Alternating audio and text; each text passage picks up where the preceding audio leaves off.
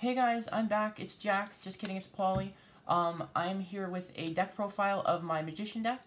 I recently got to first place in matches rating on Dueling Book for about a week. I recently dropped back down a couple spots, but after that I was asked by a lot of people. I've been getting asked by a lot of people for my list, and this is it. This is the list that I've been playing, and I also got first at an OTS this past weekend with this build. So this is what I've been playing. I'm going to go through the deck, explain my build, and then afterwards probably go through the combo the primary combo that I do with this build, and why I choose to play it this way over maybe some other ways. So I'm going to start with the build. 3 Master Cerberus, 2 Jackal King. I do like the Mythical Beasts. Some people a lot of people like to play these, a lot of people don't. Cerberus is really bad to draw at any point after, your opening hand. I don't play Harbinger, so there's really nothing you can do with this, after you've, after the very beginning of the game where you don't have a scale. After that, it's pretty much a dead card to draw into. But you really just want to play as many extenders as possible, as many ways to get to Electrum as you can. Curtain Raiser is the other option. These could be Curtain Raisers, but Curtain Raiser conflicts with Shrine, so that's the problem with that. And sometimes you do use the monster effects of both of these. It comes up now and then. For the most part, they're kind of mediocre, though. You don't really use the monster effects, but sometimes they come up. Jackal King, I feel like whenever you have to end with leaving this up, it's usually a mediocre board, but they're not bad. They definitely add speed to the deck. It's great to have more extenders, so I like them. Actually, I usually side them out pretty much every single match. They're a very easy side out because there's kind of a bulky engine that's not mandatory, so it's a very good side out. 3 Astrograph. This is, on the other hand, the best card to open. You definitely want to opening 2 of these allows you to play through 3 disruptions usually in the mirror.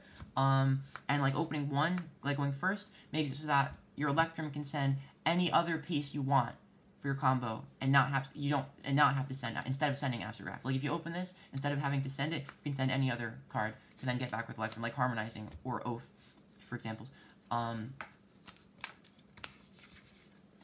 3 Chrono. Chrono has lots of utility in the deck. You can summon it from hand along with another guy to make an Electrum. If your Electrum gets ogred, and you have this in hand, if you had Cerberus plus a normal summon, and you made Electrum, and then they ogre you, you can activate the hand effect, summon this, summon another guy, make another Electrum right there, all prior to your Pendulum summon. 3 Wisdom Eye. Some people do not like Wisdom Eye currently. I heard someone actually said to me recently they cut it because if you don't see another Magician with it, it's a dead card. I think that's so. There's I think about 18 Magicians in the deck, 17. So it's very unlikely to not see another Magician with this, and that's not counting the graphs, which can turn into Magicians through their scale effects. So Magician's almost always live, and it's a very good searcher in the deck. Your main goal of the deck is to make Electrum, obviously, prior to your Pendulum summon. That's the goal of any Pendulum deck right now. But moreover, beyond that, you want to make Electrum, but you also want to have Oath and Harmon to be able to do as much as possible with as much advantage as possible. And having these allows you to access those pieces much more frequently. So Wisdom's definitely still very good in the deck. I definitely think any Magician build should be playing Wisdom, and a build without them is not the best build. 3 Purple Poison. This card's really good in every rogue matchup, in every grind game type of game state. I often make the joke regarding that they banned the wrong one, because they banned Double Iris, and this is actually just the one that makes the deck, the deck's combo and the ceiling that's added by Electrum is what makes it so good. But this is what makes the deck so threatening, because this is what outs the counters to the deck. It outs Floodgates. This is what outs every deck's stuff. Whatever the deck you're playing against does. This is what this helps just against so many things. It's just such a versatile card. The pop effect. So Purple Poison's really good. Black Fang's solid. It's good to have more Magicians. It's Black Fang. A lot of times usually turn 1 when you're doing your full combo, you cannot resolve Black Fang's special summon effect. So it's essentially just a blank Magician. I'll usually Wisdom into Harmon rather than Black Fang turn 1, because Harmon you can pop it with Electrum and usually add it to your hand with either Oath or having the right number of pieces. You can usually get Harmon to your hand through Electrum. If you put it in the scale with Wisdom, rather than this, putting this in the skill with Wisdom doesn't really do anything turn 1. But mid-game, it's a great card. It's great on like a Trap Monster Summoned Masterpiece, because it's a spell effect. It's great for breaking boar loads as well, because it's a spell effect. These are really good for a lot of different situations. 3 Harmon. You always want to be able to summon. You always want to be summoning Harmon when you do your Pendulum summon turn 1, because it's a +1. Most hands with this deck, especially if uninterrupted, can end with the main combo that I do with this deck, which is the main combo that you are always trying to get to with this build is, and the way I have the extract built is Zephyr Metaltron, Odd-Eyes Vortex Dragon, Naruto, and Firewall Dragon under the Zephyr Metaltron.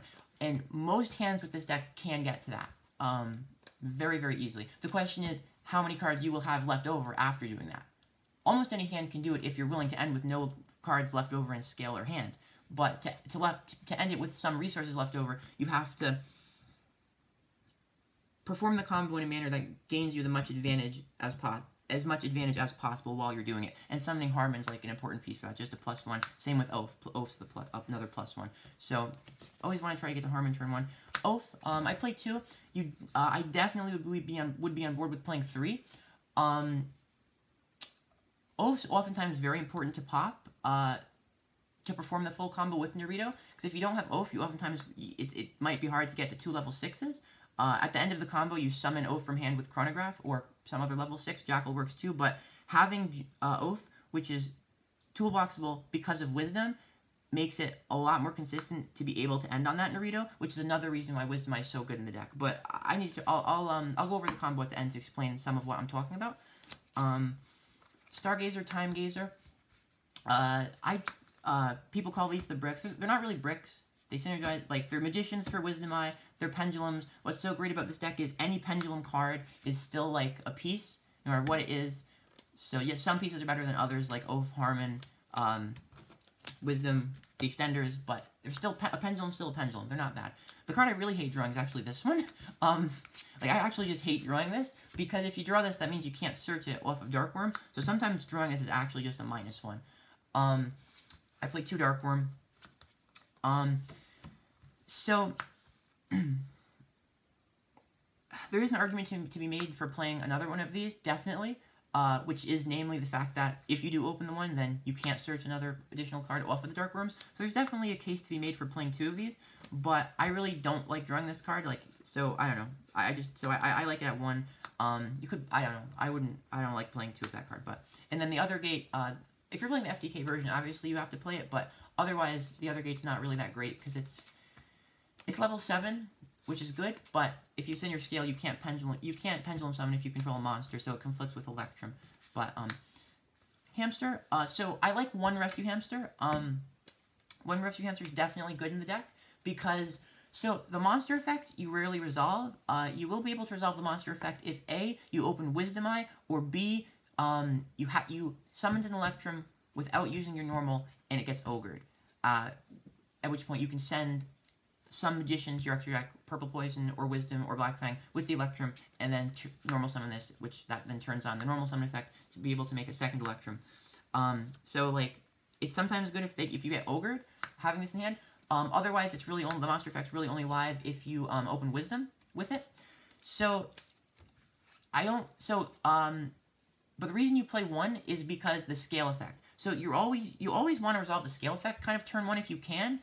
I'm not sure if that's the best way to put it, but basically the scale effect is very good for recovery. So, like, it's good to have 1 just to be able to search into it. If you opened, like, Astrograph or sometimes Chronograph and, like, had an extra piece, or, like, drew into it maybe off Electrum during your combo, sometimes at the end, instead of having to add Chrono or Astro with the last Electrum, you can send this with Electrum and add it to hand, and then just at the end of the combo be able to get trade it for 2 scales. It's a +1. That helps a lot, because at the end of the combo, like I said before, you want to net as many pluses. You want to perform the combo in the manner that nets you as many pluses as possible, because again, you can always usually make the board of Metaltron, Vortex, Naruto, Firewall, but the question is how many resources you can end with afterward. And the +1 of Hamster is another, like with Harmon, a very important, like, part of ending with as many resources as possible, like I said. So the 1 Hamster is definitely good. I definitely would not want to. I thought about cutting it at one point, and over time, the more I played the deck, I definitely became a fan of it. I wouldn't cut the one. 2 Shrine, 1 Foolish for the first of the spells. Sometimes drawing the second Shrine's iffy. I pretty much always side it out. You generally don't want to draw more than one of these 3 cards because it's kind of dead. These are really just here to send Darkworm. But Foolish is it's not always the worst if you open these 2 together, because as long as you still have enough combo pieces to do your combo, but with having 1 less card in hand, you can use Foolish at the end to send any magician, and then when you summon Oath off of Chrono at the end of your combo, you can add it back to hand with Foolish.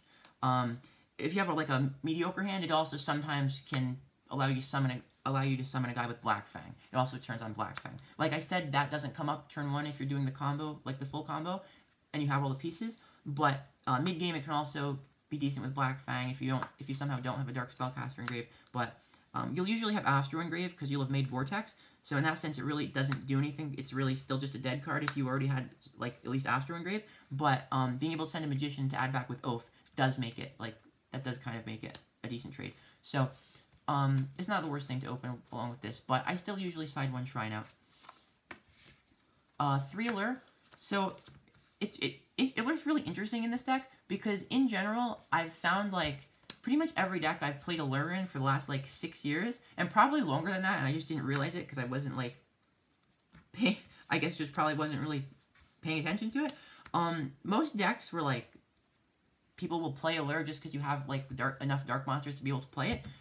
Usually ends up with you having to banish the card you were digging for anyway, or a card you needed anyway, so you really didn't gain anything out of it. You might have gained a card off the draw that you wanted, but you also lost a card that you wanted.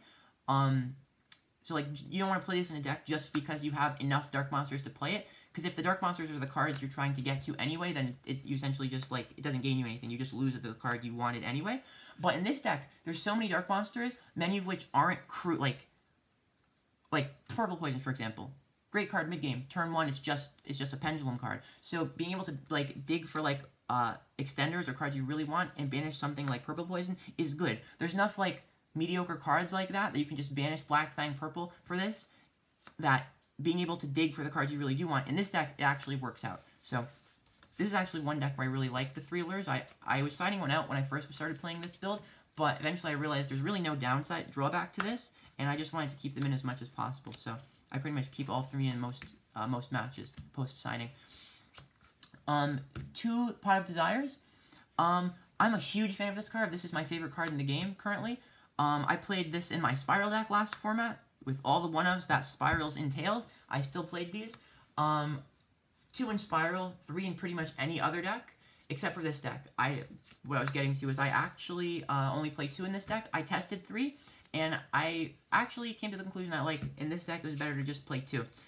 One thing I've found with this deck is you really, really don't want to open... You want to avoid opening any, brick card in your opening hand as much as possible. Even Supreme King Zero Gate or, Stargazer Time Gazer aren't bricks. Like I said before, they're still Pendulum cards. That's not, they still synergize with the deck. But opening 2 copies of a hard once per turn spell or trap, or, hand trap, can really be problematic. I actually started, when I'm, going first, I'll only put in 2 Ash, usually. If I side any cards at all going first. I've been siding a lot in, sets of 2 rather than 3, because you really don't want to draw, a dead card going first with this deck. So 2 Desires instead of 3 for this deck. And then 1 Upstart. I'm playing 40 with this. I am known for sometimes playing Upstart in more than 40, just for the side out.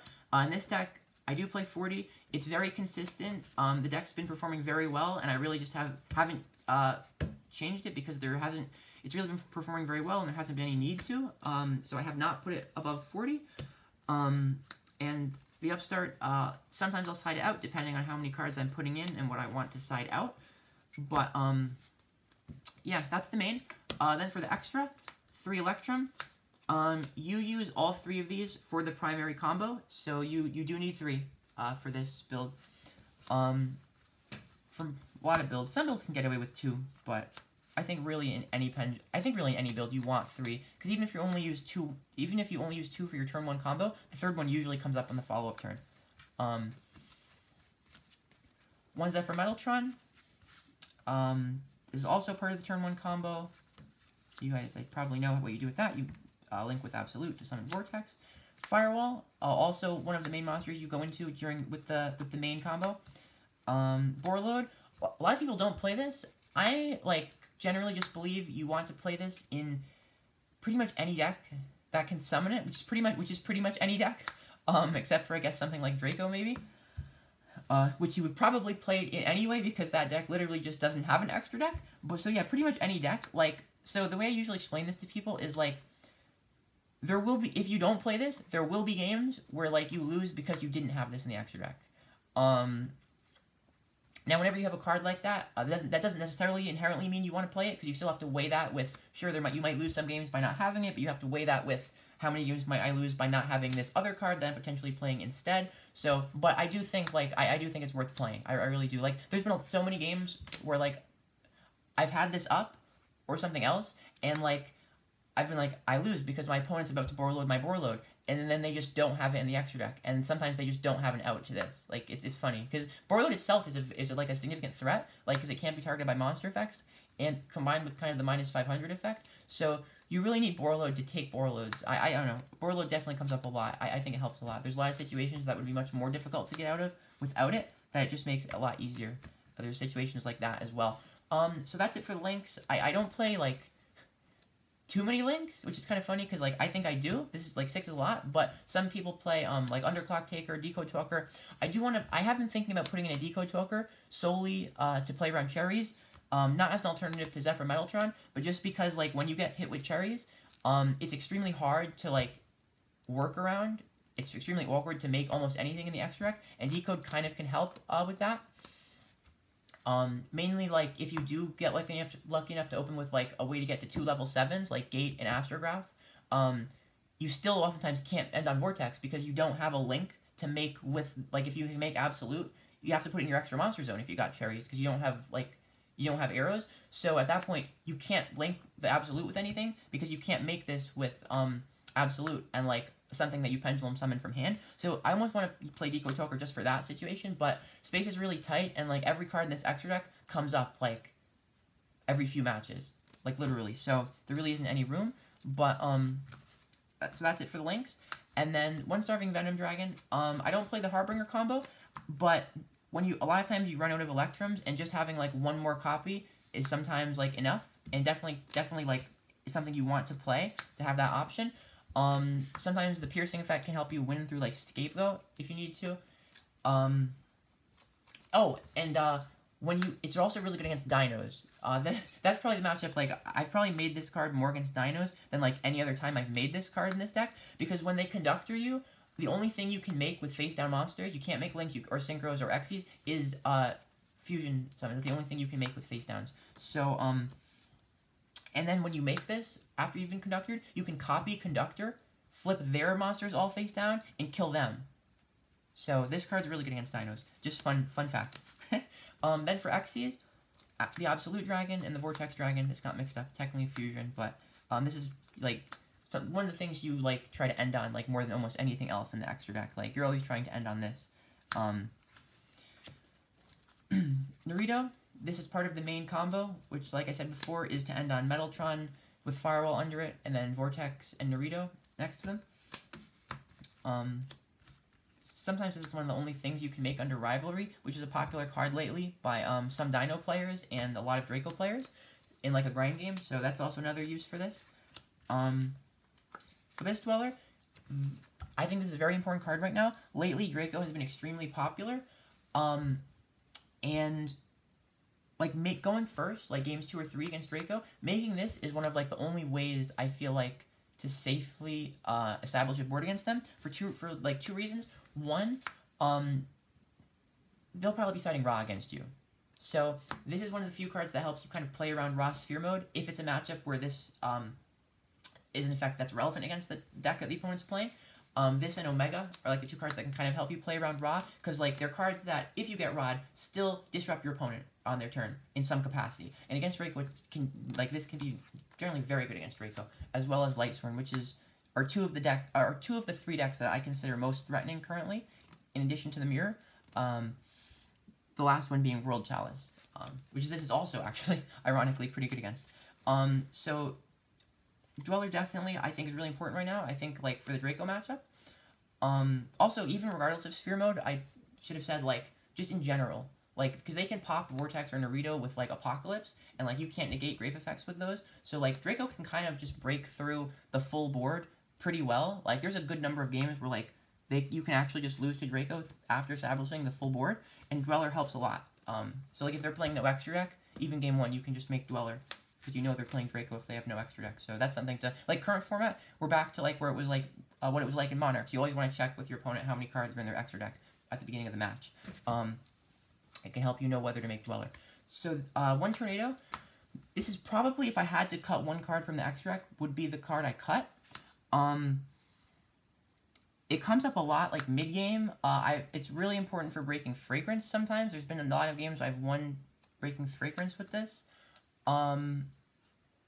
It's not that good to make turn 1 anymore, because all the decks have kind of a high enough ceiling right now that, like, as a disruption, this isn't really that great to end on, especially now that you can make stuff like Naruto, Vortex, or even Firewall. So, but it comes up, like, in mid-games, grind games, and it's also important for outing Fragrance. So that's that. That's it for Xyz, and then I play all 3 Synchros.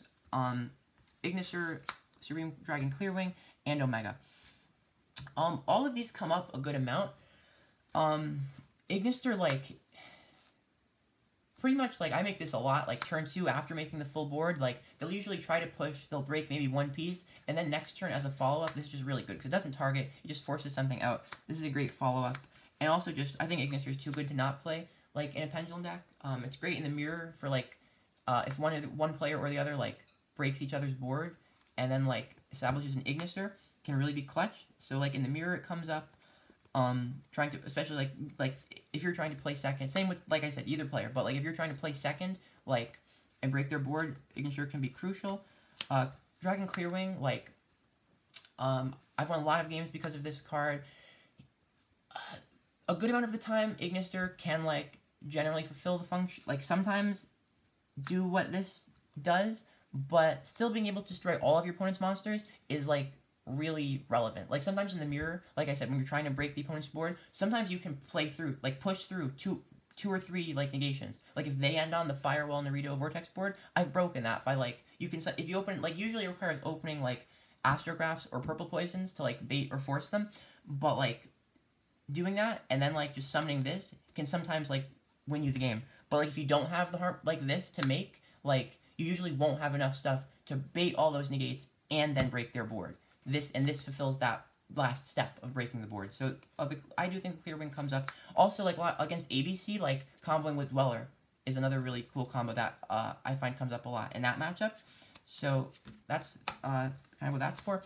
Omega, it's good for helping to play around Sphere Mode. Generally, it's funny because, like, generally people say, like, oh, like, why don't you play around Sphere Mode? A lot of times playing around Sphere Mode requires ending on only one disruption, which at that point, it's like, if you're only ending on one disruption, you're probably going to lose anyway, because, like, that would be, like, Metaltron Vortex. That's one negate really isn't enough, and you can't really side, like, hard disrupts going first, like Ash or whatever. Like, you can't really side that many of those going first either, because it'll, like, it can cause you to brick. So you really have to end on 2 to 3 disruptions no matter what, and just, like, hope they don't have Ra, unfortunately, with this build. That is one of the biggest weaknesses of this build.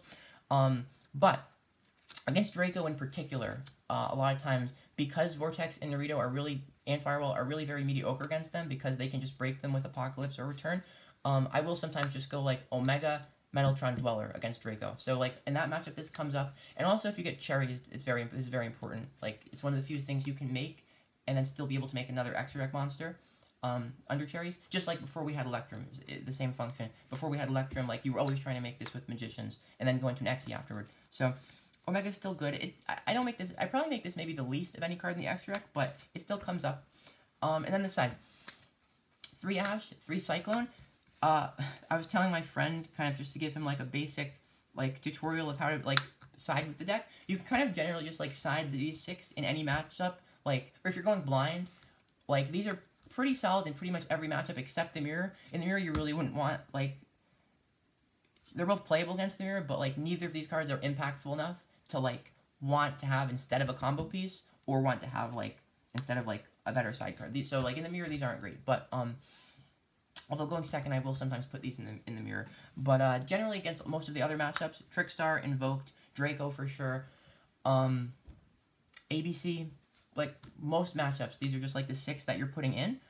Going first, I've lately been doing 2-2 because, like I was saying before, opening like 2 copies of one of these hard is often like really bad, like can cause you to brick. So at least if you have like, if you open like 1-1 rather than like 2-0 or 2-0, that's like not terrible because then you have 2 hard disrupts. So even if you can only end on like 1 negate, like maybe Vortex, like that's still 3 negates. So that's still pretty good. But if you open 2 of these and can only end on like 1 Vortex, that's only 2 negates, and that's likely not enough. So I've been signing 2 and 2s a lot, especially going first. Going second, I'll put usually the full set of 3s in, like all 6.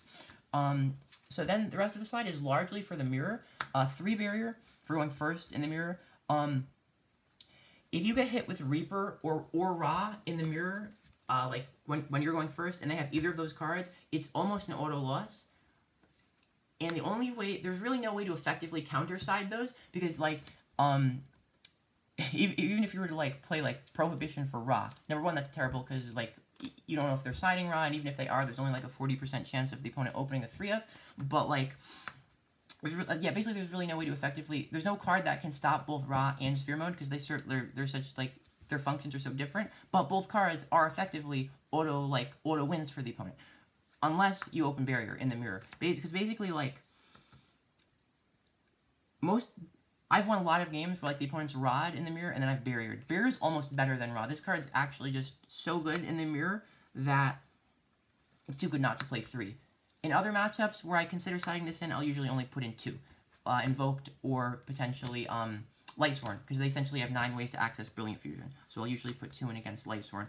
And then lastly, oh, wrong pile.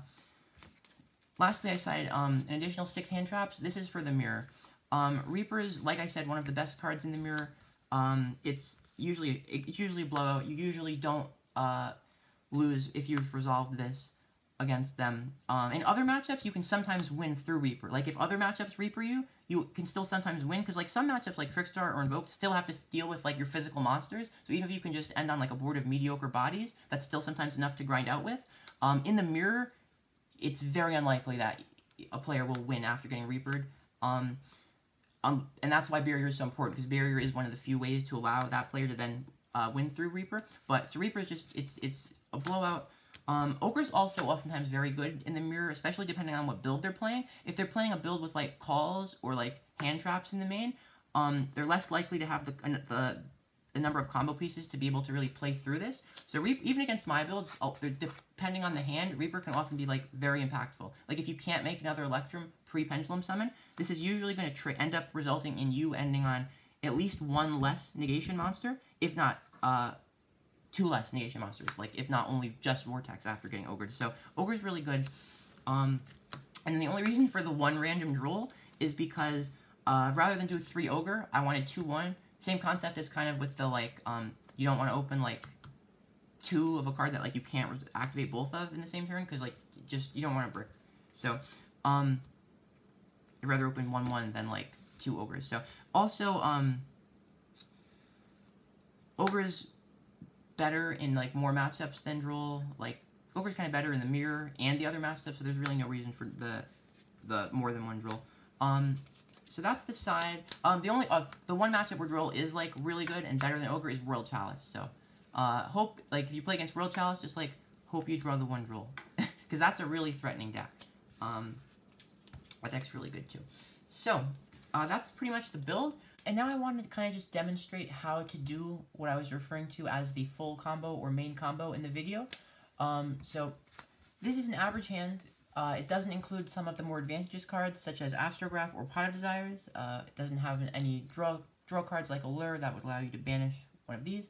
But this hand includes all of the pieces that you need to have this hand allows you to get to all of the pieces you need to perform the full combo of ending on the 4 monsters, the 3 negates discussed before. So I'm just going to go through how to do it, basically. And this hand also demonstrates why Wisdom Eye can be beneficial. So I'm going to just go through it. Cerberus pops for Jackal. Jackal pops for surface. Just start with your extender to allow you to go into Electrum, normal summon, Electrum, Electrum effect, send Astrograph, scale Wisdom Eye, and Black Fang. We're going to use Wisdom's effect. And we do want to do that first. So what we're going to do here is we're going to scale Harmon. Electrum's effect does trigger, drawing us one card. We don't need this card to perform the combo, so it doesn't matter what it is. Preferably, it's anything other than Shrine, Foolish, or Cerberus, which would be the worst cards to draw at this point because they are dead after after you've done anything. So as long as any scale, it will help us with our recovery for next turn and whatever we end, helping with ending on still having a set of scales. Now we activate Electrum. We're going to pop Harmonizing, add Astrograph, summon Astrograph. Let me fix this. So we're actually going to search, we're not going to search a second copy of Harmon here. We're going to search a second copy of Wisdom Eye, because Wisdom Eye was destroyed by its own effect this turn. Now we're going to scale the Wisdom Eye, pop it, scale Oath Dragon from the deck, and now use Oath Dragon's effect to add the Harmon to hand.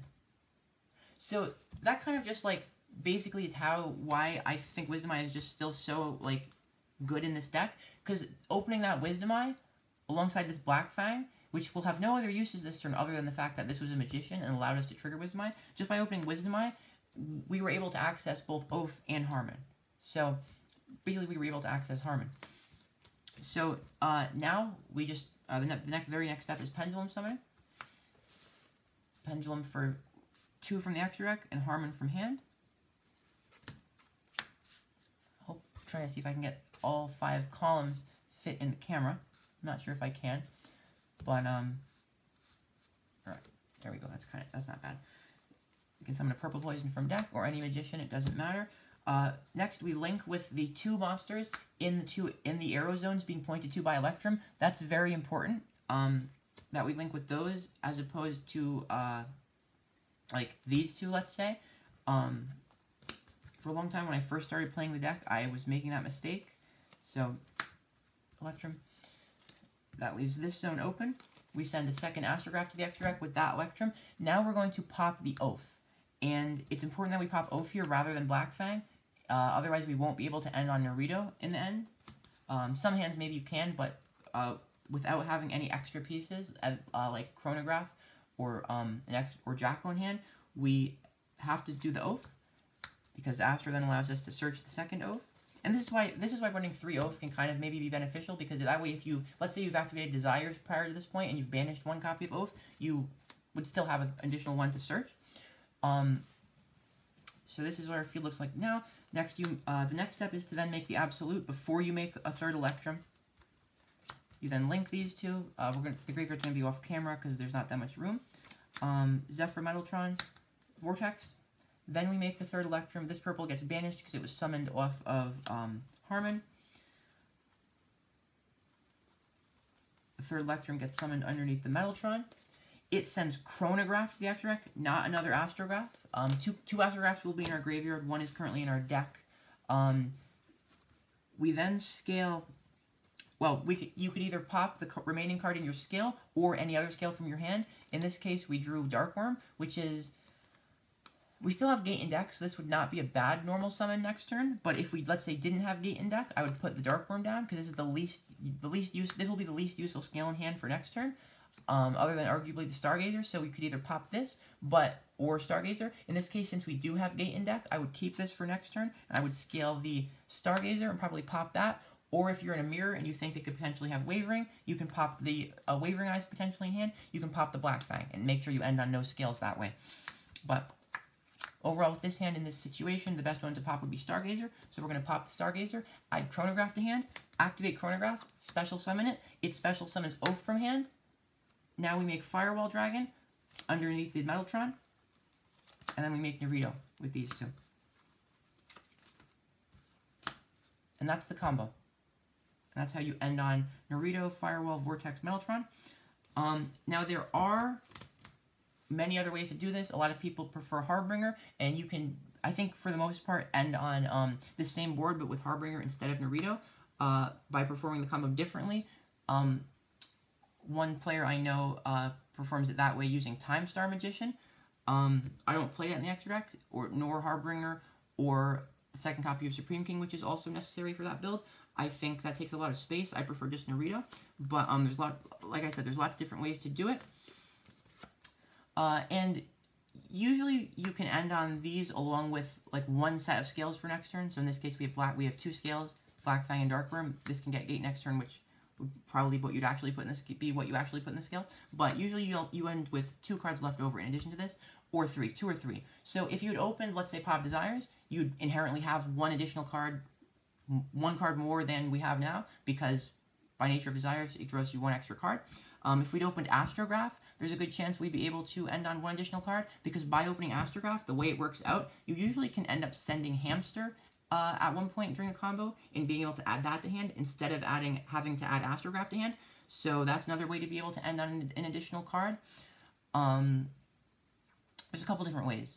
If you open Shrine, potentially, or even if we had been able to normal summon Dark Worm instead of Purple Poison, that right there would have gotten us 1 additional card. So there's a lot of ways to end on.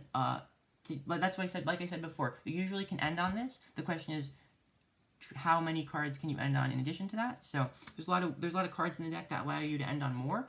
And so yeah, the recovery is not bad, because usually most decks just won't be able to break this. Period. A lot of decks can, some can sometimes, especially the Mirror. And if they can, they'll usually not have that many resources left over, and you'll usually be able to recover and beat them on the following turn. Sometimes in the Mirror you can actually OTK through 3 disruptions. Like this build, I have a friend who I showed this build to. We're testing some Mirrors, and definitely the deck is capable of OTKing through its own board, through the opposing player's board of the same. But it's a good deck. Now, definitely, I do want to address the now famous Steven from Team X Samurai's channel and his Pendulum build. He's the player who built the Triple Hamster, Triple Curtain Raiser Extreme Turbo build of the deck. Where he plays it by summoning 3 Electrums prior to Pendulum summoning, then summoning Firewall in the middle, and then performing the combo with a lot more links, including Underclock Taker and an additional link 3 at the end. I think he played a Trigate Wizard to actually end on 4 negates rather than 3. So that build actually is a higher ceiling than this build. I do want to clarify that yes, this is not like the most broken combo you can do with this deck. I really respect that he came up with that combo. I think that's really cool. I think I was blown away when I saw that video, because I had already been playing this deck for a while. And a friend of mine had already been playing a kind of a turbo build of Pendulums even prior to Atlanta. But I didn't think it was possible to end on 4. So that build, the Steven Team X Samurai channel build, was pretty cool. I think perhaps the only problem with that build is that it requires you to commit more extra deck space. I do think that might be the best build, but I think it's debatable, because with this build, the biggest benefit to this build and compared to that one is it allows you more extra deck space. That build requires you play Underclock Taker and a link 3, I believe, in addition to even 1 or 2 more links on top of that. So I definitely feel there's a good number of games where there are definitely games where not having the synchros in my extra deck would have cost me games. There have been games where I've won against ABC where nothing other than Dweller Clearwing would have secured me the game. There are games, again, have been games in the Mirror where Clearwing and Ignis there have both been decided the game at times. Omega's good for, like I said before, different situations. Even Tornado Dragon and Dweller. Like I said, I feel like not having all those cards in the extra deck would outweigh the advantage of ending on 4 disrupts instead of 3, because I feel like if you're ending on 3, you're usually winning anyway, unless they have Ra, and if they do have Ra, they're probably going to beat you through 3 or 4, regardless of the additional 1, but it's definitely debatable. I do not want to discount the that build that can end on 4. I think that's a really good deck. I haven't tested it yet myself, so I don't want to discount that at all. And yeah, again, shout out to that guy. Shout out to that. I think that was awesome. But this is mine. This is, I hope I've explained it pretty well to everyone who was interested. I can now have a link to send everyone who asks me for my deck list. So yeah, thanks for watching. Sorry it was kind of long, but I will hopefully talk to everyone again soon. As hopefully the new next upcoming regional season will be posted soon, and have some regionals to go to in the near future. I have one I'm going to this coming Sunday. Maybe I'll make another video next week, depending on how that goes. So yeah, talk to everyone soon.